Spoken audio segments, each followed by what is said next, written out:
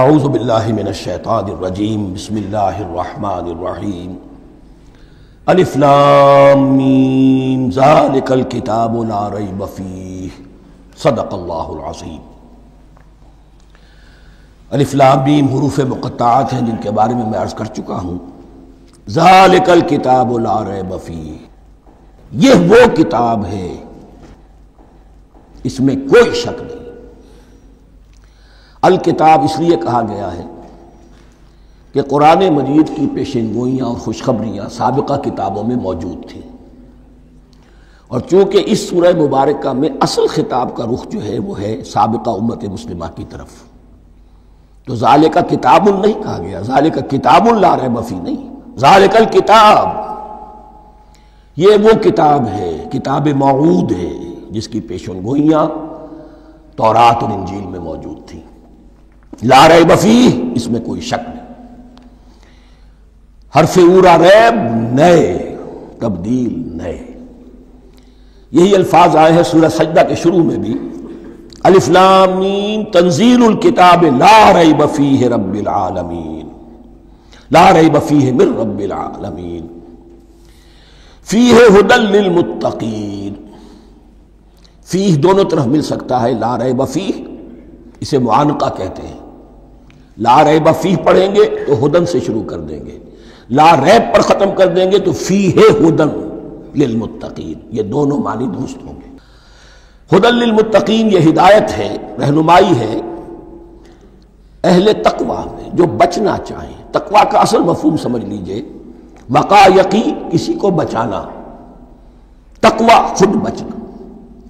جن لوگوں کے اندر فطرت سلیمہ ہوتی ہے ان میں اخلاقی حس موجود ہوتی ہے، وہ بری چیز سے بچنا چاہتے ہیں، بھلی کو حاصل کرنا چاہتے ہیں، وہ لوگ ہیں کہ جو گویا کہ اس قرآن کا اصل مخاطب ہے، وہی اس سے استفادہ کر سکیں گے۔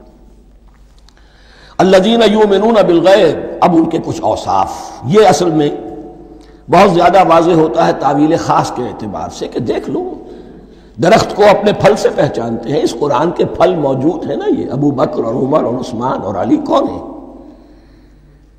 یہ جو مہاجرین آئے ہیں چل کر، مدینے والوں دیکھو یہ کون ہیں، ان کی شخصیتیں کیا ہیں، ان کا کردار کیا ہے، ان کے اوصاف کیا ہے، یہ کس درخت کے پھل ہیں؟ یہ اس بینہ کے پھل ہیں، یہ اس ذکرہ کے پھل ہیں۔ بینہ رسول من اللہ یتلو صحفا مطہرۃ فیہا کتب قیمہ، یہ اس شجرہ مبارکہ کے پھل ہیں، دیکھ لو ان کے کیا شب و روز ہے۔ الذین یؤمنون بالغیب، جو غیب پر ایمان رکھتے ہیں۔ تعویل عام کے اعتبار سے اس کا بہت اہم مفہوم ہوگا، جو یہ طے کر لے کہ سوائے مادے کی دنیا کے مجھے اس سے آگے جانا ہی نہیں، unless I can verify۔ آپ کو معلوم ہے کہ میٹیریل جو حقائق ہے وہ تو آپ ویریفائی کر سکتے ہیں، آنکھ سے دیکھ سکتے ہیں، کان سے سن سکتے ہیں، ویریفائڈ ہے۔ جو یہ سمجھ لے گا کہ اس کے بیونڈ کچھ نہیں ہے، اس کے لیے قرآن میں کوئی ہدایت نہیں۔ ہدایت قرآنی کا نقطہ آغاز یہ ہے کہ انسان یہ سمجھ لے کہ جو اصل حقیقت ہے وہ مستور ہے، نگاہوں سے چھپی ہوئی ہے، سامنے جو کچھ نظر آ رہا ہے۔ ایک انگلستان کے بہت بڑے فلسفی کی کتاب کا عنوان ہے appearance and reality, reality and appearance, Bradley کی کتاب۔ اپیئرنس جو کچھ نظر آ رہا ہے یہ حقیقت نہیں، حقیقت اس کے پیچھے ہے۔ اور کنفیوشس کا ایک جملہ ہے جو بہت بڑا حکیم اور فلسفی تھا، چین کا بہت بڑا حکیم اور فلسفی، اور ہو سکتا ہے کہ نبی ہو، واللہ عالم، ہم کہہ نہیں سکتے۔ اس کی تعلیم بڑی اخلاقی تعلیم ہے، اور اس کا جملہ سنیے، یہ یؤمنون بالغیب کی اس سے زیادہ صحیح تشریح ممکن نہیں۔ There are certain things, there's nothing more real than what cannot be seen, and there's nothing more certain than what cannot be heard۔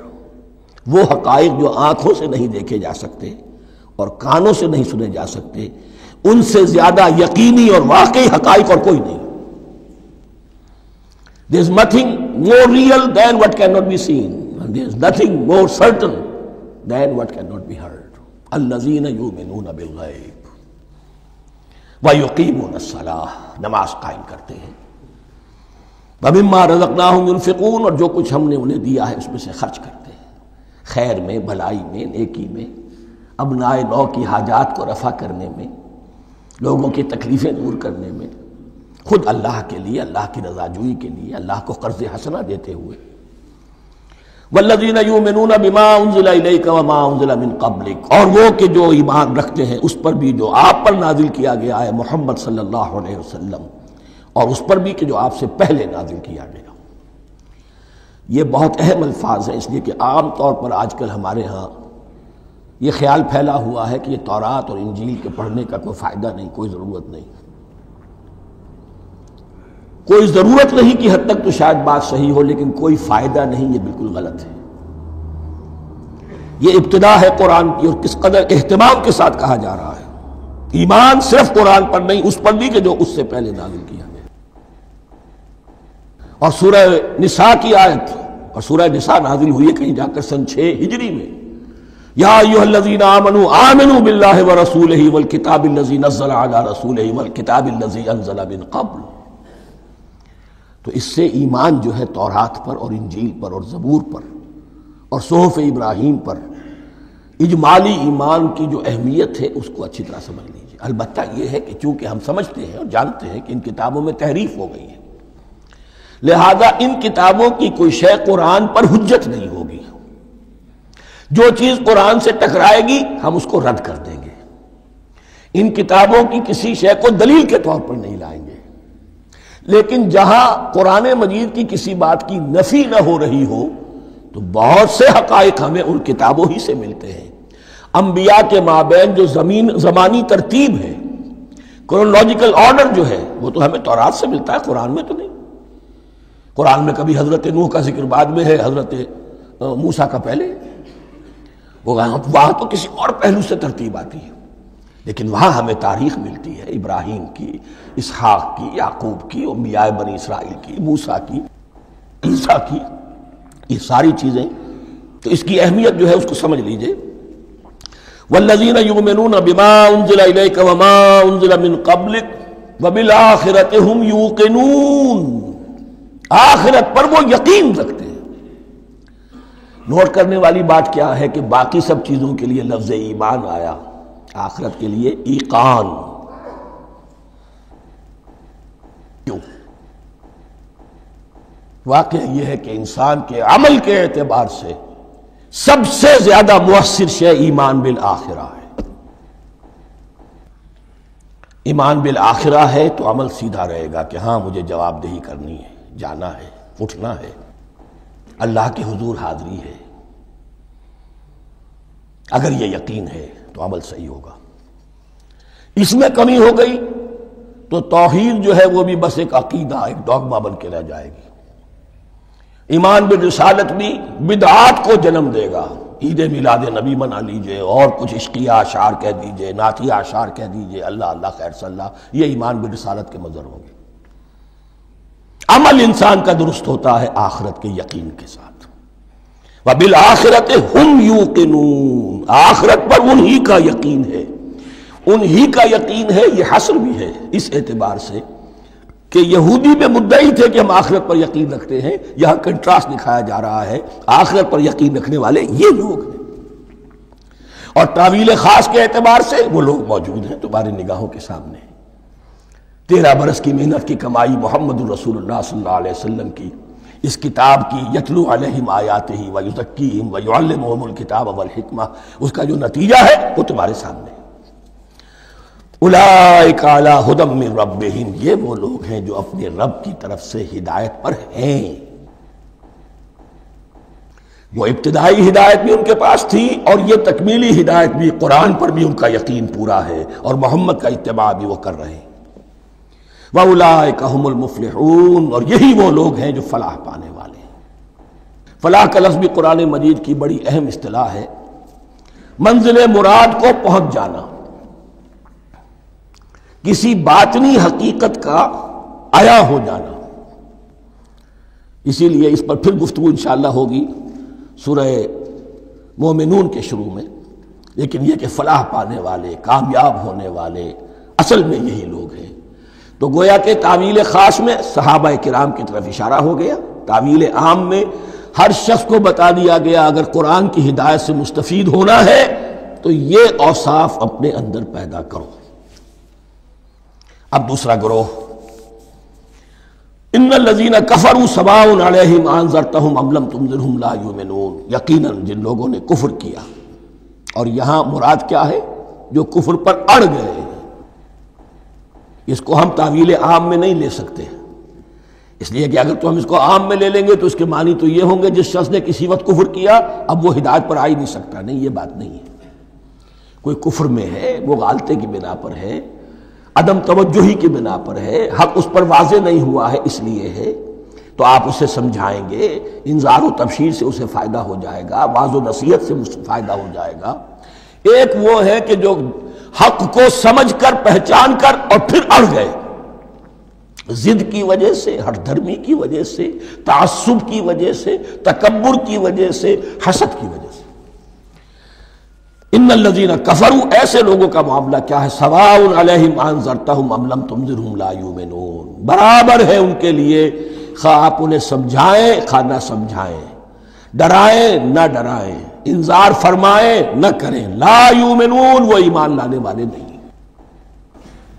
وہی بات جو میں نے کہی تھی کہ سوتے کو جگایا جا سکتا ہے، جاگتے کو کیسے جگائیں؟ ختم اللہ علی قلوبہم وعلی سمعہم وعلی ابصارہم غشاوہ، ان کے دلوں پر اللہ نے مہر کر دی ہے۔ کیوں کر دی ہے؟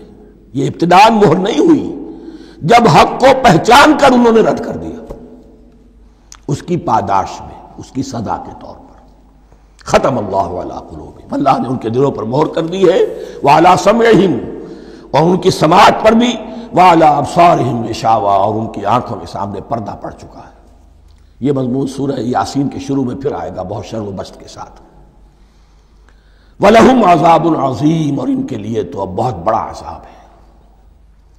یہ دوسرا گروہ ہو گیا، ایک رکوع میں دو کو سمیٹ لیا گیا، کل ابھی 7 آیتیں ہوئی ہیں۔ ایک وہ گروہ جس نے قرآن مجید کی دعوت سے صحیح استفادہ کیا، ان میں طلب ہدایت کا مادہ موجود تھا، ان کی فطرتیں سلیم تھیں، ان کے سامنے دعوت آئی، قبول کی، اور قرآن کے بتائے ہوئے راستے پر چلے۔ وہ گلے سرسبد ہیں، وہ شجرہ قرآنی کے نہایت مبارک اور مقدس، وہ اس کے پھل ہیں۔ ایک گروہ وہ ہے جس نے حق کو پہچانا لیکن اس کو رد کر دیا اپنے تعصب یا ہٹ درمی کی وجہ سے۔ ان کا ذکر آ گیا بہت اختصار کے ساتھ، اس لیے کہ ان کا ذکر آپ کو بہت تفصیل سے مکی صورتوں میں ملے گا۔ اب آیا تیسرا گروہ، وَمِنَ النَّاسِ، اور لوگوں میں کچھ ایسے بھی ہیں، مَن يَقُولُ آمَنَّا بِاللَّهِ وَبِالْيَوْمِ الْآخِرِ وَمَا هُم بِمُؤْمِنِينَ، جو کہتے تو یہ ہے کہ ہم ایمان رکھتے ہیں اللہ پر بھی اور یوم آخر پر بھی، مگر وہ حقیقت میں مومن نہیں ہے۔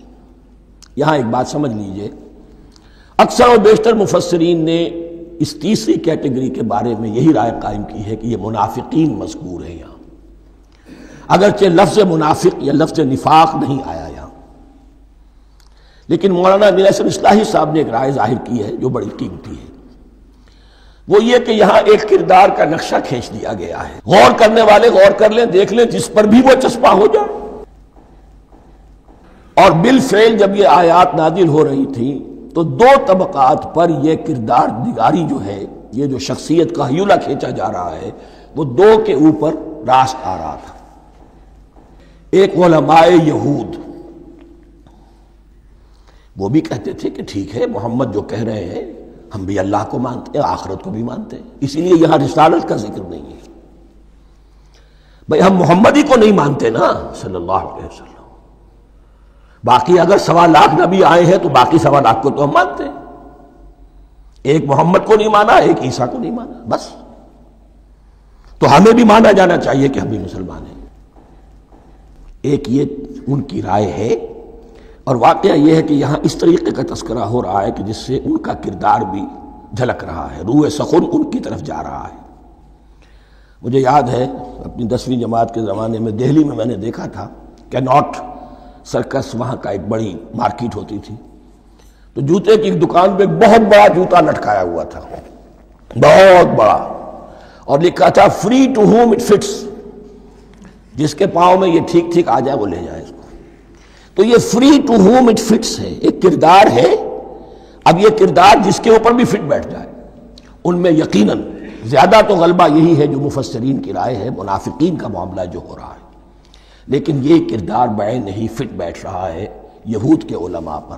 اور یہ بھی نوٹ کر لیجئے کہ جو مدینہ منورہ میں نفاق کا جو پودا پروان چڑھا ہے، بلکہ پودا نہیں کہنا چاہیے، جھاڑ جھکاڑ جو پروان چڑھا ہے، وہ یہودیوں کے زیر اثر. جیسے جنگل کے اندر بڑے بڑے درخت بھی ہوتے ہیں اور اندر جو ہے نیچے جھاڑیاں بھی ہوتی ہیں، تو یہ نفاق کا جھاڑ جھکاڑ جو ہے وہ یہودی علماء کا جو پودا تھا، اور بہت بڑا تھا، اس میں کوئی شک نہیں، اس کے سائے میں پروان چڑھا ہے. ان دونوں میں معنوی ربط بھی ہے. وَمِنَ النَّاسِ مَن يَقُولُ آمَنَّا بِاللَّهِ وَبِالْيَوْمِ الْآخِرِ وَمَا هُم بِمُؤْمِنِينَ. اور لوگوں میں سے کچھ ایسے بھی ہیں جو کہتے تو یہ ہے کہ ہم ایمان رکھتے ہیں اللہ پر اور یوم آخر پر، لیکن وہ مومن نہیں ہیں. يُخَادِعُونَ اللَّهَ وَالَّذِينَ آمَنُوا وَمَا يَخْدَعُونَ إِلَّا أَنفُسَهُمْ. وہ دھوکہ دینے کی کوشش کر رہے ہیں اللہ کو اور اہل ایمان کو. یہ یخادعون جو ہے یہ باب مفعلہ ہے. باب مفعلہ میں کشمکش ہوتی ہے، کشاکش ہوتی ہے، لہذا ترجمہ میں نے کیا کوشش کر رہے ہیں. وما یخدعون الا انفسهم، یہ ثلاثی مجرد میں آ گیا، اور نہیں دھوکہ دے رہے مگر صرف اپنے آپ کو. یہ یقینی ہے اپنے آپ کو تو دھوکہ دے رہے ہو، لیکن یہ کہ اللہ اس کے رسول کو اور اللہ اور اہل ایمان کو دھوکہ نہیں دے سکتے. سورہ نساء کی آیت نمبر 142 میں یہ کھل کر منافقین کے بارے میں یہی الفاظ آئے ہیں. ان المنافقین یخادعون اللہ وہو خادعہم. یقیناً منافقین جو ہے وہ اللہ کو دھوکہ دینے کی کوشش کر رہے ہیں اور اللہ انہیں دھوکہ دے رہا ہے. وما یشعرون، انہیں اس کا شعور نہیں ہے. یہ بہت اچھی طرح نوٹ کر لیجئے. منافقین کی بھی اکثریت وہ تھی جنہیں اپنے نفاق کا شعور نہیں تھا. وہ اپنے تئیں سمجھتے تھے اپنے آپ کو مسلمان. وہ کہتے تھے یہ بے وقوف لوگ ہیں. محمد رسول اللہ کے بارے میں کہتے تھے یہ خام خواہ جو ہے انہوں نے لڑائی بھڑائی مول لے لی ہے اہل مکہ کے ساتھ، کیا ضرورت ہے، امن کے ساتھ جو ہے بات کرنی چاہیے. وہ سمجھتے تھے کہ ہم خیر خواہ ہیں، ہم بھلی بات کہہ رہے ہیں. یہ بے وقوف لوگ ہیں، دیکھتے نہیں کہ کس سے ٹکرا رہے ہیں، ہاتھ میں اسلحہ نہیں ہے اور لڑائی کے لیے جا رہے ہیں. تو بے وقوف تو یہ ہے. لیکن وہ سمجھتے تھے کہ ہم تو بڑے مخلص ہیں، ہم مصلح ہیں. تو ما یشعرون بہت ضروری ہے. بعض لوگ منافق ایسے بھی تھے کہ جو اسلام میں داخل ہی ہوتے تھے دھوکہ دینے کی خاطر، اور ان پہ پہلے دن سے واضح ہوتا تھا کہ ہم مسلمان نہیں ہیں، ہم نے اسلام کا لبادہ اوڑھا ہے صرف دھوکے کے لیے. اس کا ایک ذکر سورہ آل عمران میں آئے گا. لیکن اکثر و بیشتر منافقین دوسری طرح کے تھے جنہیں اپنے نفاق کا شعور حاصل نہیں تھا. فی قلوبہم مرض، ان کے دلوں میں ایک روگ ہے، بیماری ہے. یہ روگ اور بیماری کیا ہے؟ ایک لفظ میں اس کو تعبیر کیا جائے کردار کی کمزوری، ویکنس آف کیریکٹر. ایک شخص وہ ہوتا ہے کہ جو سمجھتا ہے یہ حق ہے، ہر سے باد آباد، اب جو ہو سو ہو. ایک حق کو حق پہچان کر رد کر دیتا ہے، وہ کافر ہو گیا. ایک حق کو حق پہچان کر آیا تو صحیح، لیکن ویکنس آف کیریکٹر کی وجہ سے قوت ارادی کمزور ہے. آخرت بھی چاہتے ہیں، دنیا کو بھی ہاتھ سے دینے کو تیار نہیں. یہاں کا بھی کوئی نقصان نہ ہو اور آخرت کا بھی سارا بھلا میں مل جائے. یہ وہ لوگ ہیں در حقیقت کہ اس کو کہا روگ. فی قلوبہم مرض فزادہم اللہ مرضا. تو اللہ نے ان کے مرض میں اضافہ کر دیا. یہ اللہ کی سنت ہے. آپ حق پر چلنا چاہیں، حق کا راستہ آپ کے لیے آسان کر دے گا. آپ برائی کی طرف جانا چاہیں، بڑی سے بڑی برائی آپ کے لیے ہلکی ہوتی چلی جائے گی. کوئی خاص بات ہی نہیں، چلو یہ بھی کر گزرو، جب یہ کر لیا تو یہ بھی کر گزرو.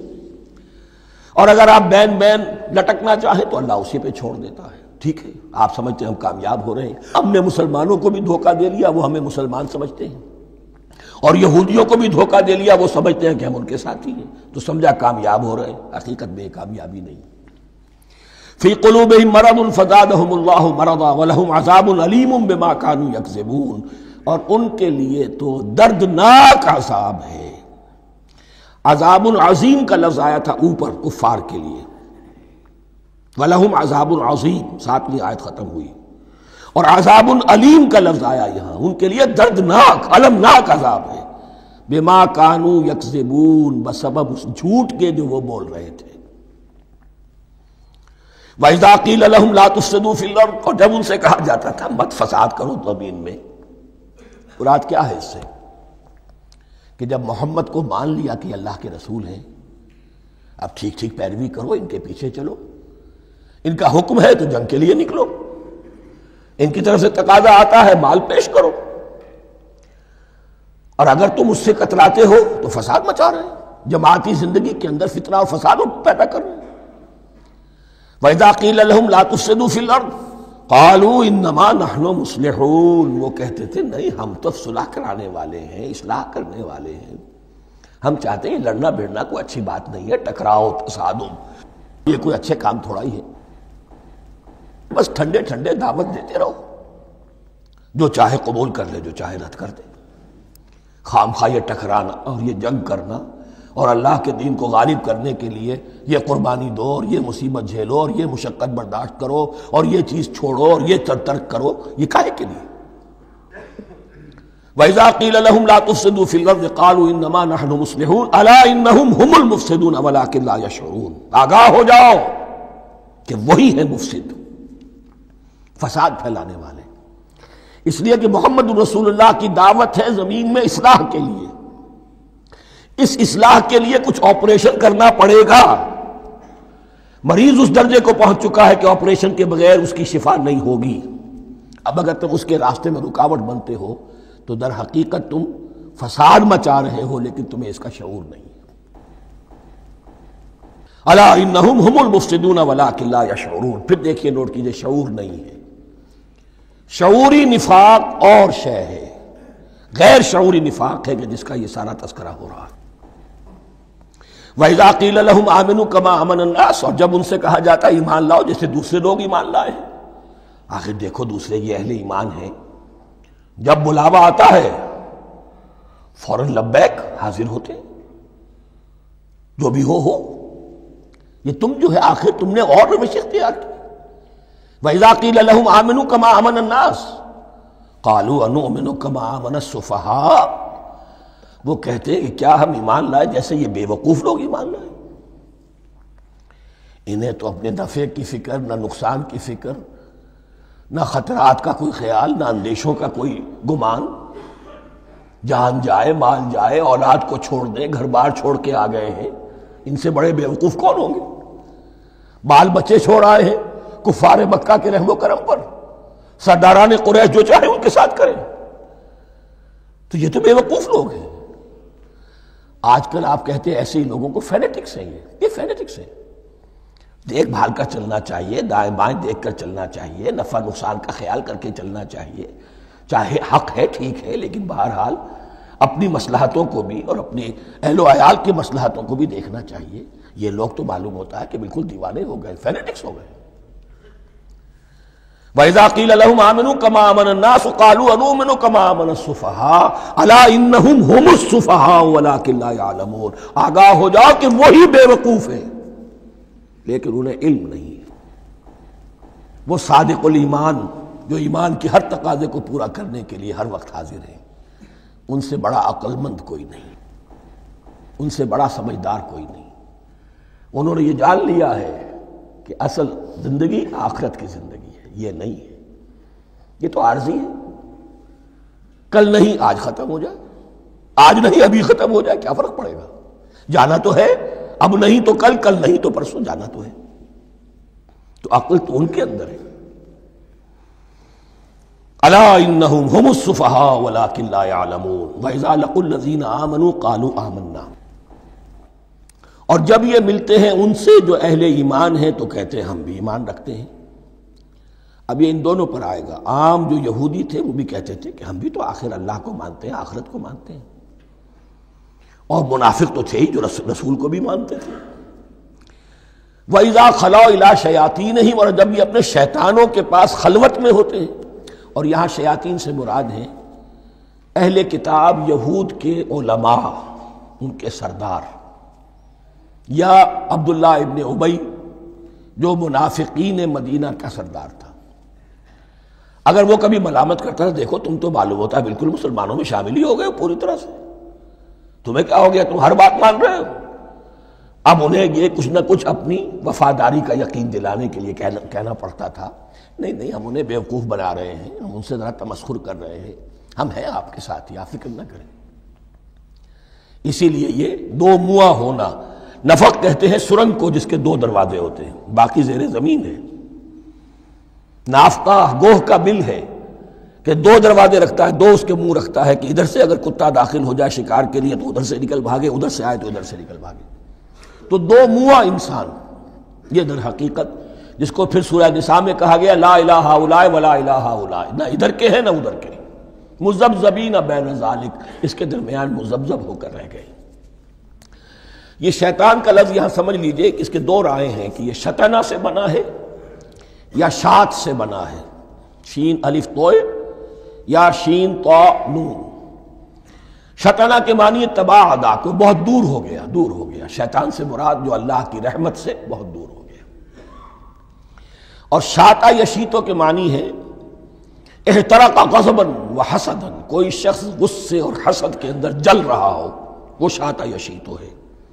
اس سے فعلان کے وزن پر، رحمان کے وزن پر، غضبان کے وزن پر شیطان، یعنی وہ کہ جو حسد اور غضب کی آگ میں جل رہا ہے۔ تو یہ ایک تو شیطان وہ ہے کہ جو جنات میں سے ہے، جس کا نام عزازیل تھا پہلے، اب ہم اسے ابلیس کے نام سے جانتے ہیں، وہ ایک شیطان ہے، جنی ہے۔ پھر یہ کہ جو بھی اس کے پیروکار ہیں دنیا میں انسانوں میں سے ہوں یا جنات میں سے ہوں، وہ بھی شیاطین ہیں۔ اسی طرح اہل کفر، اہل زیغ کے جو بڑے بڑے سردار ہوتے ہیں، ان کو بھی شیطان سے تعبیر کیا گیا۔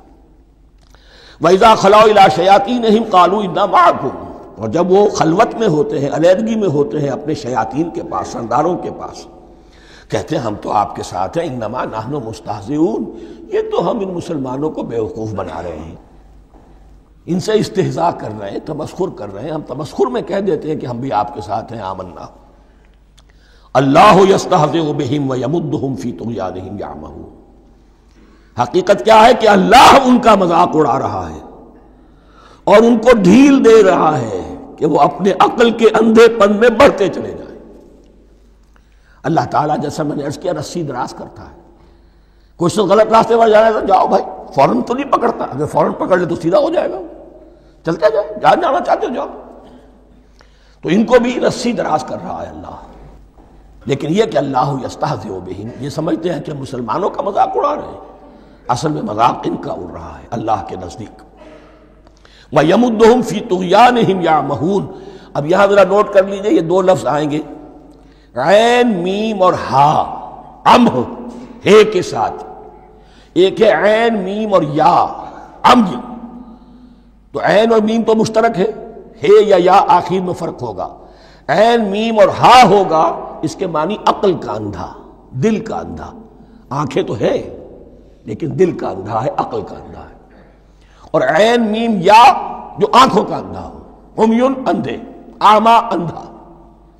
تو یہاں فرمایا انا معکم انما نحن مستہزئون، اللہ یستہزئ بہم ویمدہم فی طغیانہم یعمہون، اللہ ان کو اس جو ان کی عقل کے اندھے پن میں جو یہ بڑھتے چلے جا رہے ہیں، اللہ بھی ان کی رسی دراز کر رہا ہے تاکہ یہ جہاں تک جانا چاہتے چلے جائیں۔ اولئک الذین اشتروا الضلالۃ بالہدی، یہ وہ لوگ ہیں کہ جنہوں نے ہدایت کے عوض گمراہی خرید لی ہے۔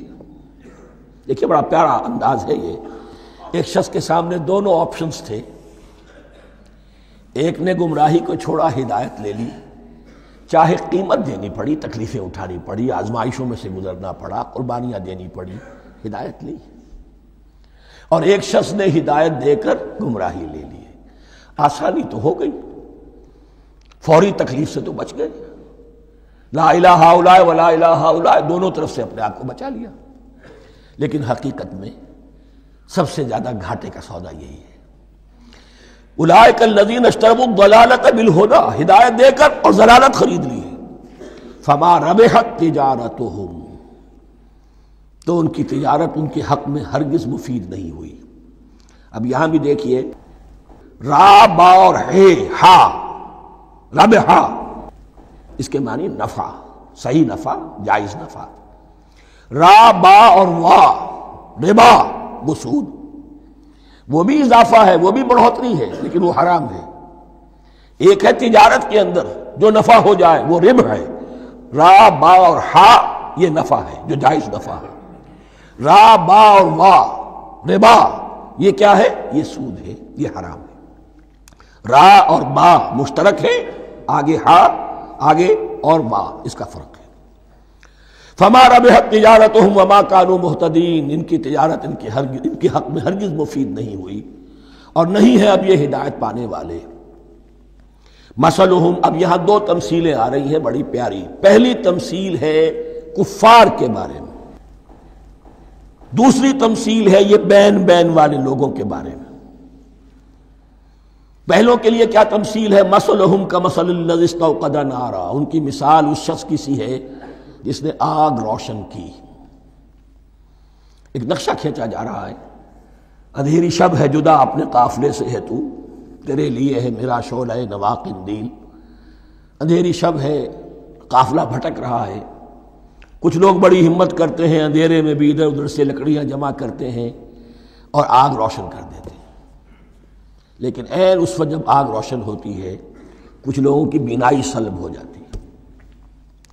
پہلے وہ اندھیرے میں اس لیے تھے کہ روشنی نہیں تھی، اب وہ اندھیرے کے اندھیرے میں رہ گئے کہ روشنی تو خارج میں آ گئی، اپنی اندر کی روشنی گل ہو گئی، بصارت سلب ہو گئی۔ یہ مثال ہے ان کفار کی کہ حضور کی آمد سے پہلے سب بھٹک رہے تھے، کوئی حقیقت واضح نہیں تھی، قافلہ انسانیت بھٹک رہا تھا اندھیری شب میں۔ محمد الرسول اللہ آئے، انہوں نے آگ روشن کر دی، اب راستہ کھل گیا، ہدایت واضح ہو گئی، لیکن کچھ ضد یا تعصب یا تکبر یا حسد کی بنیاد پر کچھ لوگوں کی اندر کی بینائی زائل ہو گئی، تو وہ تو ویسے کے ویسے بھٹک رہے ہیں، جیسے پہلے اندھیرے میں تھے ویسے ہی اب اندھیرے میں ہیں۔ روشنی میں آنے والے تو وہ ہیں، دیکھ لو جن کا ذکر سب سے پہلے ہوا ہے۔ مثلہم کمثل الذی استوقد نارا، اس شخص کی سی ہے کہ جس نے آگ روشن کی۔ فلما اضاءت ما حولہ، جب اس آگ نے اپنے ماحول کو گردا گرد کو روشن کر دیا، ذهب اللہ بنورہم، اللہ ان کی نور بصارت کو لے گیا، سلب کر لیا اللہ نے۔ وترکہم فی ظلمات لا یبصرون، اور چھوڑ دیا انہیں ان اندھیروں کے اندر کہ وہ کچھ نہیں دیکھتے۔ صم بکم عمی فہم لا یرجعون، اسم کہتے ہیں بہرے کو، سم جمع ہے اس کی، سمن۔ اب کمو کہتے ہیں گونگے کو، بکمن اس کی جمع ہے۔ آما کہتے ہیں اندھے کو، عمیون اس کی جمع ہے۔ یہ بہرے ہیں، گونگے ہیں، اندھے ہیں، فہم لا یرجعون، اب یہ لوٹنے والے نہیں۔ یہ کون ہے؟ ابو جہل ہے، ابو لہب ہے، ولید بن مغیرہ ہے، عقبہ ابن ابی معیط ہے، یہ سب کے سب ابھی زندہ ہیں جب یہ آیات نازل ہو رہی ہیں۔ ابھی تو غزوہ بدر ہوگا سن 2 ہجری میں، اور اس میں یہ سب جو ہیں واصل جہنم ہوں گے، ابھی تک تو ہے نا۔ یہ لوگ ہو گئے اس کی مثال۔ مثلہم کمثل الذی استوقد نارا فلما اضاءت ما حولہ ذهب اللہ بنورہم وترکہم فی ظلمات لا یبصرون صم بکم عمی فہم لا یرجعون۔ اب دوسری مثال، او کصیب من السماء، یا بڑی زور کی بارش برس رہی ہے آسمان سے، فیہ ظلمات، اس میں اندھیرے بھی ہیں، ورعد اور گرج ہے، وبرق اور بجلی چمک رہی ہے، یجعلون اصابعہم فی اذانہم من الصواعق حذر الموت، کچھ لوگ ہیں کہ جو اپنی انگلیاں اپنے کانوں کے اندر ٹھوسے ہوئے ہیں کہ وہ جو کڑک ہے اس سے ان کی جانیں نہ نکل جائیں، موت نہ آ جائے۔ کڑکا ایسا ہے کہ اس کڑکے سے بچنے کے لیے اپنی انگلیاں اپنی کانوں میں ٹھوس رکھی ہیں، حذر الموت، موت کے خوف سے۔ واللہ محیط بالکافرین، اللہ ایسے کافروں کا احاطہ کیے ہوئے ہیں، بچ کر کہاں جائیں گے۔ یکاد البرق یخطف ابصارہم، قریب ہے کہ بجلی ان کی نگاہوں کو لے جائے، ان کی بینائی کو سلب کر لے۔ کلما اضاء لہم، لیکن ہوتا کیا ہے، جب ذرا روشنی ہوئی تو چل لیے، مشوا فیہ، بجلی چمکی کچھ نظر آ گیا دائیں بائیں تو کچھ تھوڑا سا چل لیے۔ وَإِذَا أَظْلَمَ عَلَيْهِمْ، اور جب تاریکی ان پر طاری ہو گئی، قاموا کھڑے کے کھڑے رہ گئے۔ یہ نقشہ ہے ان کا کہ ایک طرف بارش ہو رہی ہے، قرآن مجید ہے، آسمان سے نازل ہو رہا ہے، یہ ماہ مبارکہ ہے، یہ کتاب مبارکن ہے، لیکن یہ کہ اس کے ساتھ کڑکے ہیں، گرج ہے، کفر سے مقابلہ ہے، کفر کی طرف سے دھمکیاں ہیں، اندیشے ہیں، خطرات ہیں، امتحانات ہیں، آزمائشیں ہیں۔ ذرا کہیں حالات کچھ بہتر ہوئے، کچھ جسے بریدنگ سپیس کہتے ہیں ملی، تو تھوڑا سا چل لیے، ہم بھی مسلمان ہیں، کوئی خاص موقع نہیں ہے، کسی جنگ کے لیے بلایا نہیں جا رہا ہے، تو بڑھ چڑھ کے باتیں کر رہے ہیں، اپنے ایمان کا اظہار بھی کر رہے ہیں۔ جیسے ہی کوئی آزمائش آئی، قاموا ٹھٹک کر کھڑے کے کھڑے رہ گئے۔ وَلَوْ شَاءَ اللَّهُ لَذَهَبَ بِسَمْعِهِمْ وَأَبْصَارِهِمْ، اللہ چاہتا تو ان کی سماعت اور بصارت کو بھی سلب کر لیتا، لیکن اللہ کا قانون یہی ہے، جو جہاں رہنا چاہے اس نے آزادی ارادہ دی ہے انسان کو۔ تم اگر مومن صادق بن کر رہنا چاہتے ہو، اس کو آسان کر دے گا تمہارے لیے۔ تم نے اپنے تعصب کی وجہ سے، اپنے تکبر کی وجہ سے کفر کا راستہ اختیار کیا، اللہ اسی کو کھول دے گا۔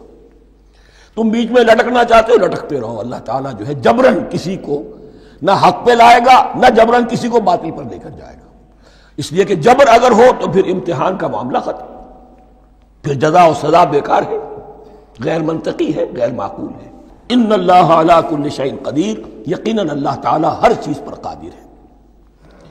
یہ دو رکوع اس اعتبار سے کہ انسانی شخصیتوں کا سمجھنا،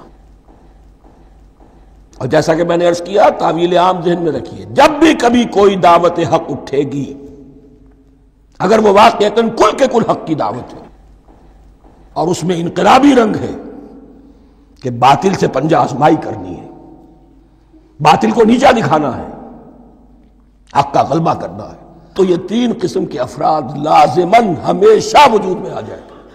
ان کو پہچاننا، ان کے کردار کی جو اصل جو اس کے پیچھے پس منظر ہے، اس کو جاننا بہت ضروری ہے۔ اب جو تیسرا رکوع آ رہا ہے سورہ بقرہ کا، اس میں قرآن کی دعوت کا خلاصہ ہے۔ قرآن کیا ماننے کی دعوت دیتا ہے، اس کی پکار کیا ہے۔ جیسا کہ میں عرض کر چکا ہوں، 2/3 قرآن پہلے نازل ہو چکا ہے، پس منظر میں ہے۔ ہمارے لیے اس ترتیب مصحف کے اعتبار سے وہ قرآن بعد میں آئے گا، ترتیب نزول کے اعتبار سے وہ پس منظر میں موجود ہے، لیکن چونکہ یہاں پر مصحف کے اندر یہاں سے آغاز کیا جا رہا ہے، لہذا اس کا خلاصہ جو ہے لب لباب، یہ ایک رکوع میں، اور قرآن کے فلسفے کا اور اس کے بعض نہایت ہی اہم جو موضوعات ہیں اور مسائل ہیں، ان کا ذکر پھر چوتھے رکوع میں۔ ابھی ہم تیسرا رکوع پڑھ رہے ہیں۔ یا ایھا الناس اعبدوا ربکم الذی خلقکم والذین من قبلکم لعلکم تتقون، اے لوگو بندگی اختیار کرو اپنے اس رب کی، اپنے اس مالک کی جس نے تمہیں پیدا کیا، اور نہ صرف تم کو پیدا کیا، تم سے پہلے جتنے لوگ گزرے انہیں بھی پیدا کیا تاکہ تم بچ سکو۔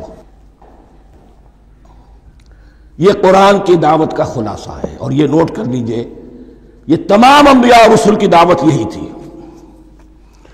ہم جب پڑھیں گے سورہ اعراف پڑھیں گے، سورہ شعراء پڑھیں گے، ایک ایک کا نام لے کر، ان اعبدوا اللہ واطیعون، ہر رسول کی دعوت یہ تھی، اللہ کی بندگی کرو، میری اطاعت کرو۔ یا قوم اعبدوا اللہ ما لکم من الہ غیرہ، اے میری قوم کے لوگوں اللہ کی بندگی کرو، تمہارا کوئی الہ اور معبود اس کے سوا نہیں ہے۔ پھر عضو قرآن یہی عبادت رب انسان کی تخلیق کی غایت ہے، وما خلقت الجن والانس الا لیعبدون، ہم نے جنوں اور انسانوں کو پیدا ہی صرف اس لیے کیا ہے کہ ہماری بندگی کریں۔ لیکن یہاں ایک فرق بہت بڑا ہے، تمام رسولوں کی دعوت یہی ہے، محمد الرسول اللہ کی بھی یہی ہے، لیکن بڑا فرق کیا ہے؟ باقی تمام رسولوں کی دعوت آپ کو ملے گی یا قوم، اے میری قوم کے لوگوں، یہاں ہے یا ایھا الناس، اے بنی آدم، اے بنی نوع انسان۔ معلوم ہوا کہ تمام رسول حضور سے پہلے صرف اپنی اپنی قوموں کی طرف آئے ہیں، پہلے اور آخری اور کامل رسول ہیں اللہ کے محمد صلی اللہ علیہ وسلم، جن کی دعوت آفاقی ہے۔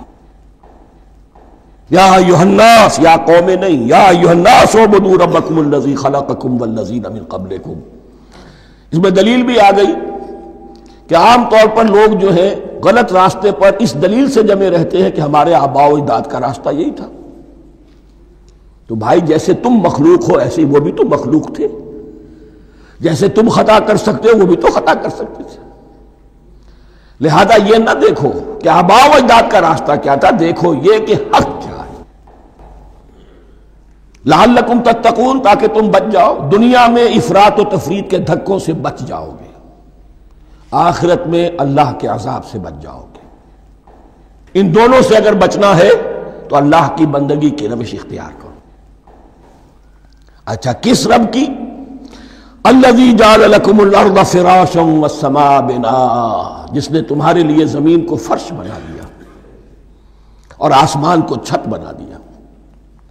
وانزل من السماء ماء، اور آسمان سے پانی برسایا۔ فاخرج بہ من الثمرات رزقا لکم، اور پھر اس پانی کے ذریعے سے زمین سے میووں کی شکل میں، پیداوار کی شکل میں تمہارے لیے رزق اگایا۔ فلا تجعلوا للہ اندادا وانتم تعلمون، تو ہرگز نہ اللہ کا مد مقابل کسی کو ٹھہراؤ جانتے بوجھتے۔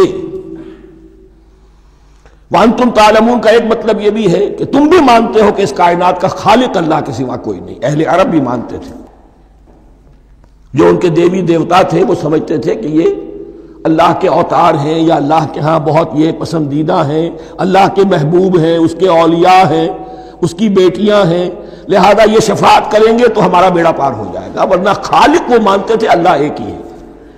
جب تم یہ مانتے ہو کائنات کا خالق ایک، مدبر ایک، تو اب کسی کو اس کا مد مقابل نہ بناؤ۔ انداد ند کی جمع ہے، لا ضد لہ ولا ند لہ، اللہ کا کوئی مد مقابل نہیں۔ اس میں یہاں تک بات ہے کہ حضور اس درجے، اس توحید کی باریکیوں تک پہنچا کر گئے ہیں اس امت کو کہ کسی صحابی نے ایسے ہی کہہ دیا ما شاء اللہ و ما شئت، جو اللہ چاہے اور جو آپ چاہیں۔ حضور نے فوراً ٹوک دیا اجعلتنی للہ ندا، کیا تو نے مجھے اللہ کا مد مقابل بنا دیا ہے؟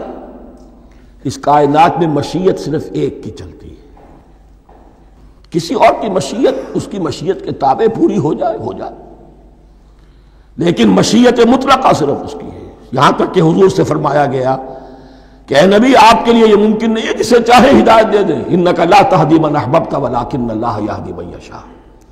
اگر یہ اختیار میں ہوتا تو ابو طالب دنیا سے بغیر ایمان لائے نہ جاتے۔ فلا تجعلوا للہ اندادا وانتم تعلمون۔ اب ان دو آیتوں میں تو یوں سمجھیے توحید نظری بھی اور توحید عملی بھی۔ توحید عملی کیا ہے؟ بندگی صرف اسی کی ہو۔ اب آیا ہے رسالت کا معاملہ، وَإِن كُنتُمْ فِي رَيْبٍ مِّمَّا نَزَّلْنَا عَلَىٰ عَبْدِنَا، اگر تمہیں رسالت محمدی پر شک ہے صلی اللہ علیہ وسلم، اس کے کیا معنی ہے؟ کہ تمہیں اس قرآن کے بارے میں شک ہے جو ہم نے اپنے بندے پر نازل کیا ہے۔ اگر ہے شک فی الواقع، وَإِن كُنتُمْ فِي رَيْبٍ، اگر تمہیں واقعتاً شک ہے مما نزلنا علی عبدنا، اس پر جو ہم نے اپنے بندے پر نازل فرمایا ہے، فاتوا بسورۃ من مثلہ، تو لے آؤ اس جیسی ایک ہی صورت۔ یہ ہم کل پوری تفصیل سے دیکھ چکے ہیں کہ برسبیل تنزل یہاں پہنچے ہیں۔ پہلے دو آیتیں میں نے آپ کو سنائی تھی اس میں پورے قرآن کی مثال لانے کا چیلنج کیا گیا، پھر ایک آیت سنائی جس میں 10 صورتیں ہی لے آؤ، اب آخری درجے میں ایک صورت ہی بنا لا، اور ایک صورت تو سورۃ العصر کے مساوی بھی ہو سکتی تھی، سورۃ الکوثر کے مساوی بھی ہو سکتی تھی۔ وَادْعُوا شُهَدَاءَكُم مِّن دُونِ اللَّهِ إِن كُنتُمْ صَادِقِينَ، اور بلا لو اپنے سارے مددگاروں کو اللہ کے سوا، جن ہوں انس ہوں۔ اس لیے کہ قریش کا خیال یہ تھا کہ جو شعراء ہوتے ہیں ان کے پاس جن ہوتے ہیں، وہ جن انہیں سکھاتے ہیں، ورنہ عام آدمی تو یہ شعر نہیں کہہ سکتا۔ تو تمہارا اگر کوئی گمان ہے کوئی جنات سکھانے والے ہیں، کوئی انسان ہے، خطیب ہیں، شعراء ہیں، ادیب، سب کو جمع کر ان کنتم صادقین. اب یہ ہے بہت ہی، جس کو میں نے کل کہا تھا، آپ کو یاد ہوگا، قرآن کا انداز کیا ہوتا ہے کہ وہ اپنے اندر جھانکنے کی دعوت دیتا ہے. یہ گویا کہ آنکھوں میں آنکھیں ڈال کر یہ کہا جا رہا ہے کہ حقیقت میں تمہیں کوئی شک نہیں ہے، یہ تم بات بنا رہے ہو صرف. اگر واقعتاً شک ہے تو آؤ میدان میں. حقیقت یہ ہے کہ تمہیں شک نہیں ہے. اگر تم سچے ہو فاتوا بسورۃ من مثلہ، تو اس جیسی ایک ہی صورت بنا لاؤ. فإن لم تفعلوا، اب ذرا انداز دیکھیے تحدی کا اور چیلنج کا. پھر اگر تم یہ نہ کر پاؤ وَلَن تَفْعَلُوا، اور ہرگز نہیں کر سکو گے. یہ چیلنج کون دے سکتا ہے؟ اللہ کے سوا کوئی نہیں دے سکتا. یہ انداز کسی کتاب کا نہیں ہے. ذَلِكَ الْكِتَابُ لَا رَيْبَ فِيهِ، یہ کسی کا نہیں ہے. فَإِن لَمْ تَفْعَلُوا وَلَن تَفْعَلُوا، پھر اگر تم نہ کر پاؤ اور تم ہرگز نہیں کر پاؤ گے، فَاتَّقُوا النَّارَ الَّتِي وَقُودُهَا النَّاسُ وَالْحِجَارَةُ، تو ڈرو اس آگ سے جس کا ایندھن بنیں گے انسان اور پتھر. اعدت للکافرین، کافروں کے لیے تیار کر لی گئی ہے، بھڑکا دی گئی ہے.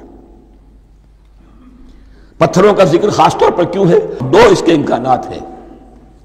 آپ کو معلوم ہے کہ وہ جو پتھر کا کوئلہ ہوتا ہے اس کی آگ بڑی سخت ہوتی تھی، عام جو ہمارا یہ لکڑی کا کوئلہ ہوتا ہے اس کے مقابلے میں. اور دوسرے یہ بھی کہ چونکہ انہوں نے جو معبود تراش رکھے تھے وہ پتھر کے ہوتے تھے، تمہارے ساتھ ہی تمہارے ان معبودوں کو بھی جھونکا جائے گا اور وہ بھی جلیں گے، تاکہ تمہاری حسرت کے اندر اضافہ ہو. ان سے ہم دعائیں مانگا کرتے تھے، ان کے سامنے ماتھے ٹیکتے تھے، ان کے سامنے ڈنڈوت کرتے تھے، ان کو چڑھاوے چڑھاتے تھے. اب یہاں گویا کہ ایمان باللہ، توحید، ایمان بالرسالت اور ایمان بالآخرت. فاتقوا النار التي وقودها الناس والحجارة اعدت للكافرین وبشر الذین آمنوا وعملوا الصالحات، اور بشارت دے دیجئے اے نبی ان لوگوں کو کہ جو ایمان لائے اور جنہوں نے نیک عمل کیے. ان لهم جنات تجری من تحتها الانہار، کہ ان کے لیے وہ باغات ہیں کہ جن کے دامن میں ندیاں بہتی ہوں گی. لفظی ترجمہ ہوگا جن کے نیچے ندیاں بہتی ہوں گی. مراد اس سے کیا ہے؟ عام فطری باغ وہ ہوتے تھے کہ جس میں ذرا اونچائی پر جو ہے درخت لگے ہوئے ہیں اور دامن میں ندی بہ رہی ہے، تو اس سے خود بخود جو ہے وہ اریگیشن، نیچرل اریگیشن ہو رہی ہے، درختوں کے جڑوں تک پانی پہنچ رہا ہے. بہرحال ترجمہ آپ لفظی کریں، ان کے نیچے ندیاں بہتی ہوں گی یا یہ کہ جن کے دامن میں ندیاں بہتی ہوں گی. کلما رزقوا منہا من ثمرۃ رزقا، جب بھی کبھی انہیں دیا جائے گا کوئی پھل رزق کے طور پر کھانے کے لیے جنت میں، قالوا ھذا الذی رزقنا من قبل، وہ کہیں گے یہ تو وہی شے ہے جو ہمیں پہلے بھی ملتی تھی. اس کا ایک مفہوم یہ ہے، یہ جو نزل ہے، ابتدائی جو ہے دعوت ہے، ابتدائی ضیافت جو ہوگی اس میں وہی چیزیں کہ جو معروف ہے، جانی پہچانی ہے. یہ رمان، یہ دیکھیے یہ انار آ رہا ہے خوبصورت، یہ انگور ہے خوبصورت، یہ نخیل ہے، یہ نخل ہے، یہ رطب ہے، لیکن ذائقے کے کوئی نسبت و تناسب بھی نہیں ہوگا. وہ کہیں گے یہ وہی شے ہے جو ہمیں پہلے ملتی تھی. وَأُتُوا بِهِ مُتَشَابِهًا، مشابہ تو ہوگی وہ، لیکن ان کے ذائقے میں زمین و آسمان کا فرق ہوگا. اور ایک یہ بھی مفہوم لیا گیا کہ آخرت میں جنت میں بھی وہی میوے ملتے رہیں گے، لیکن ان کا ذائقہ بدلتا رہے گا. شکل وہ ہوگی لیکن ذائقہ وہ نہیں رہے گا کہ جس سے انسان کی بھی طبیعت بڑھ جاتی ہے ایک ہی شے کو کھاتے ہوئے. وَلَهُمْ فِيهَا أَزْوَاجٌ مُطَهَّرَةٌ، اور ان کے لیے ہوں گے اس میں بہت ہی پاک باز، نہایت پاک کی ہوئی بیویاں ہوں گی. أَزْوَاجٌ مُطَهَّرَةٌ وَهُمْ فِيهَا خَالِدُونَ، اور اس میں رہیں گے ہمیشہ ہمیش. یہ تو تین جو اصول ہیں دین کے دعوت ایمان، توحید اور رسالت اور معاد، ایمان باللہ، ایمان بالرسول، ایمان بالآخرہ. اب ذرا کچھ ضمنی مسائل ہیں کہ جو بعض کفار کی طرف سے، بعض معترضین کی طرف سے پیش ہوتے تھے، وہ کبھی بھی اس چیلنج کا مقابلہ تو نہ کر سکے، میدان میں تو نہ آ سکے. یہ بالکل ایسی بات ہے جیسے کسی مصور کی تصویر پر اعتراض کرنے والے تو بہت تھے. جب کہا گیا کہ ذرا یہ لیجئے قلم، اس کو ٹھیک کر دیجئے، یہ برش آپ کے ہاتھ میں دیتا ہوں، اب سب پیچھے ہٹ گئے. تو کوئی صورت قرآن کے مقابلے میں لانا وہ تو ان کے لیے ممکن نہیں تھی، لیکن ادھر ادھر سے اعتراضات کرنے کے لیے جو زبانیں کھلتی تھی ان میں سے ایک اعتراض نقل کیا جا رہا ہے۔ وہ یہ تھا کہ وہ کہتے تھے کہ قرآن مجید میں مکھی کی تشبیہ آئی ہے، یہ تو بڑی حقیر سی شے ہے، اعلیٰ کلام ہو اور اعلیٰ متکلم ہو وہ ایسی حقیر چیزوں کا تذکرہ نہیں کرتا۔ بیت العنکبوت مکڑی کا بھی ذکر ہے قرآن میں، اتنی حقیر شے کا، یہ کوئی اعلیٰ کلام نہیں۔ اس کا جواب دیا جا رہا ہے کہ اصل میں کہیں تشبیہ بیان کرنی ہے، تمثیل بیان کرنی ہے تو دیکھنا یہ کہ جس شے کے لیے تشبیہ دی جا رہی ہے اس کی مناسبت والی شے ہو۔ شے کوئی بہت حقیر ہے تو کسی عظمت والی شے سے آخر کیسے تشبیہ دی جائے گی؟ وہ تو کسی حقیر شے سے ہی تشبیہ دی جائے گی تو جو اصل مقصد ہے تشبیہ کا وہ پورا ہوگا۔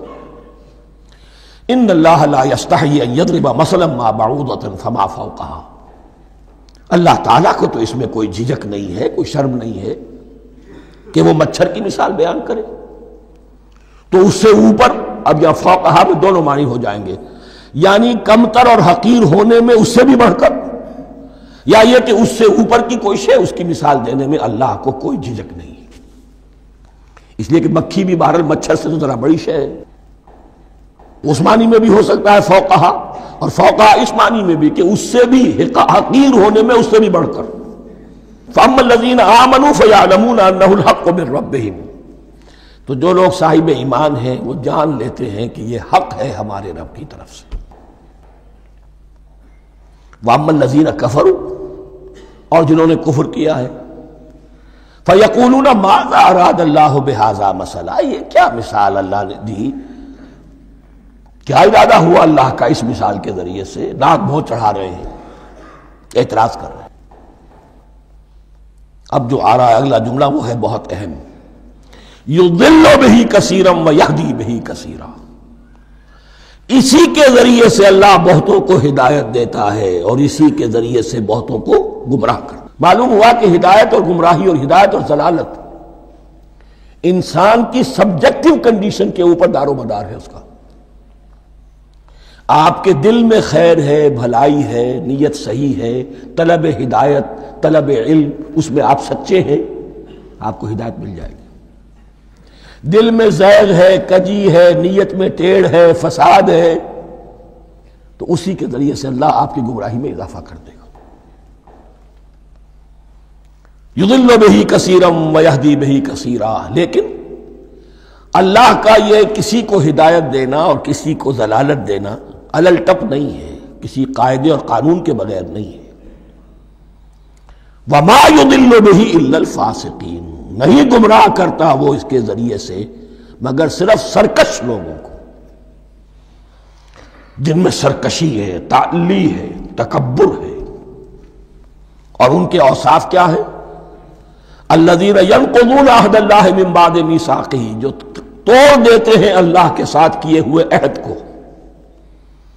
اور سب سے بڑا عہد یہ سورہ اعراف میں چل کر آئے گا، عہد الست۔ عالم ارواح میں ہم عہد الست کر کے آئے، الست بربکم قالوا بلا، کیا میں ہی نہیں ہوں تمہارا رب؟ تمام ارواح نے، میں بھی تھا، آپ بھی تھے، سب تھے، کل انسان، جتنے انسان دنیا میں آج تک آ چکے ہیں وہ بھی تھے، اور جو آنے ہیں ابھی قیامت تک وہ بھی تھے، لیکن تھے صرف ارواح کی شکل میں، جسم نہیں تھے۔ اور یہ میں آپ کو بتا چکا ہوں، مکمل وجود ہے انسان کا روحانی وجود۔ اولاً تخلیق اس کی ہوئی تھی، اسی سے آگے چل کر ایک بہت فلسفے کا بہت گہرا مضمون آ رہا ہے آگے چل کر۔ وہ جو عہد الست الست بربکم قالوا بلا، انہوں نے اس عہد کو توڑا، اللہ کو اپنا مالک اور خالق اور اپنا حاکم جاننے کی بجائے خود حاکم بن کر بیٹھ گئے۔ الیس لی ملک مصر، کیا مصر کی بادشاہی میری نہیں ہے؟ I am the sovereign, we are sovereign, popular sovereignty, بغاوت، سرکشی، فاسق۔ وما يضل به الا الفاسقين الذين ينقضون عهد الله من بعد ميثاقه ويقطعون ما امر الله به ان يوصل، اور کاٹتے ہیں وہ چیز جسے اللہ نے جوڑنے کا حکم دیا ہے۔ اللہ نے صلہ رحمی کا حکم دیا ہے، یہ قطع رحمی کرتے ہیں۔ مال کی طلب میں، بھائی بھائی کو ختم کرتا ہے اس کے مال کو ہتھیانے کے لیے، اپنی ذاتی اغراض کے لیے تمام اخلاقی حدود جو ہے انسان پسو پیش ڈال دیتا ہے، اپنا تکبر، اپنے لیے تعلی۔ الذین، آپ دیکھیے نوٹ کیجئے، اس میں ہماری شریعت کا فلسفہ یہ ہے، ایک تعلق ہے اللہ کا بندے کے ساتھ، حقوق اللہ، ایک ہے بندوں کا بندوں کے ساتھ، حقوق العباد۔ اللہ کا حق کیا ہے؟ اسے حاکم اور مالک، اور حاکم سمجھو، الملک سمجھو، خود اس کے بندے بنو۔ انسانوں کا حق کیا ہے؟ کونوا عباد اللہ اخوانا، سب آپس میں بھائی بھائی اللہ کے بندے بن جاؤ۔ اور اس میں سب سے اہم ترین رحمی رشتہ ہے، سگے بھائی بہنیں، پھر دادی کے اوپر جا کر وہ کزنز آ جائیں گے، پر دادی پر جا کر اور جمع ہو جائیں گے، یہاں تک کہ آدم و حوا پر تمام انسان جمع ہو جائیں گے۔ تو رحمی رشتے کی بڑی اہمیت ہے۔ تو وہ فاسقین کے جو توڑتے ہیں اللہ کے عہد کو، اس کو مضبوطی سے باندھنے کے بعد، وَيَقْطَعُونَ مَا أَمَرَ اللَّهُ بِهِ أَن يُوصَلَ وَيُفْسِدُونَ فِي الْأَرْضِ، انہی دونوں چیزوں کے نتیجے میں زمین میں فساد پیدا ہوتا ہے،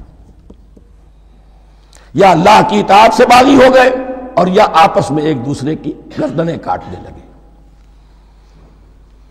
اولئک ھم الخاسرون، یہی لوگ ہیں جو بالآخر خسارے میں، آخری اور دائمی خسارے میں رہنے والے ہیں۔ کیف تکفرون باللہ وکنتم امواتا، تم کیسے کفر کرتے ہو اللہ کا؟ بڑا پیارا انداز ہے۔ وکنتم امواتا، تم مردہ تھے، فاحیاکم، تمہیں زندہ کیا، ثم یمیتکم، پھر تمہیں مارے گا، ثم یحییکم، پھر جلائے گا، ثم الیہ ترجعون، پھر تم اس کی طرف لوٹ جاؤ گے، لوٹا دیے جاؤ گے۔ یہاں وہ بات آ گئی جو آج نگاہوں سے بالکل اوجھل ہو چکی ہے۔ یہ ہم دنیا میں آنے سے پہلے مردہ تھے، کیا مانی؟ یہ مضمون آ کر اصل میں سورہ غافر یا سورہ مومن میں چل کر اس کی پوری وضاحت ہوگی، لیکن چونکہ یہاں تذکرہ ہو چکا ہے عہد الست کا، ہماری پہلی تخلیق ہوئی عالم ارواح میں، ارواح کی صورت میں، پھر ہمیں سلا دیا گیا، وہ ہماری پہلی موت تھی۔ مردہ جو ہے معدوم نہیں ہوتا، مردہ ہوتا ہے، بے جان ہوتا ہے، سویا ہوا ہوتا ہے، اور موت کو اور نیند کو تشبیہ دی گئی ہے۔ پھر ہمیں اس جسد کے ساتھ یہاں زندہ کیا گیا، پھر موت طاری ہوگی، پھر ہمیں زندہ کیا جائے گا۔ یہ آیت جیسا کہ میں نے عرض کیا بہت بڑی اور بڑی گہری حکمت اور فلسفہ قرآن کی آیت ہے۔ کیسے اللہ کا انکار کرتے؟ کنتم اموات، تم مردہ تھے، سوئی ہوئی ارواح کی شکل میں تھے، فاحیاکم، تمہیں جگایا اس جسد کے ساتھ، زندہ کیا، ثم یمیتکم ثم یحییکم، پھر تمہیں مارے گا، پھر جلائے گا، ثم الیہ ترجعون، پھر تم اس کی طرف لوٹا دیے جاؤ گے۔ اور اب اس کے بعد جو آخری آیت ہے، هو الذی خلق لکم ما فی الارض جمیعا، اس نے تمہارے لیے بنایا ہے جو کچھ بھی زمین میں ہے۔ اس میں خلافت کا مضمون آ گیا۔ حدیث میں آتا ہے انما الدنیا خلقت لکم وانتم خلقتم للآخرہ، یہ دنیا تمہارے لیے بنائی گئی ہے، تم آخرت کے لیے بنائے گئے ہو۔ هو الذی خلق لکم ما فی الارض جمیعا، اس لیے کہ اگلی آیت پھر آ رہی ہے خلافت کی آیت۔ سارا کچھ زمین میں یہ بستر جو بچھایا اور یہ کائنات کو، زمین کو سجایا تمہاری خلافت کے لیے۔ ثم استوى الى السماء فسواهن سبع سماوات، پھر وہ متوجہ ہوا آسمانوں کی طرف اور انہیں 7 آسمانوں کی شکل میں بنا دیا۔ جیسا کہ میں کل عرض کر چکا ہوں، یہ تاحال ابھی یہ آیات متشابہات میں سے ہے۔ 7 آسمانوں کی کیا حقیقت ہے ہم اس سے ابھی پورے طور سے واقف نہیں۔ وَهُوَ بِكُلِّ شَيْءٍ عَلِيمٌ، اور اسے ہر شے کا علم حقیقی حاصل ہے۔ بارک اللہ لی ولکم فی القرآن العظیم ونفعنی وإیاکم بالآیات والذکر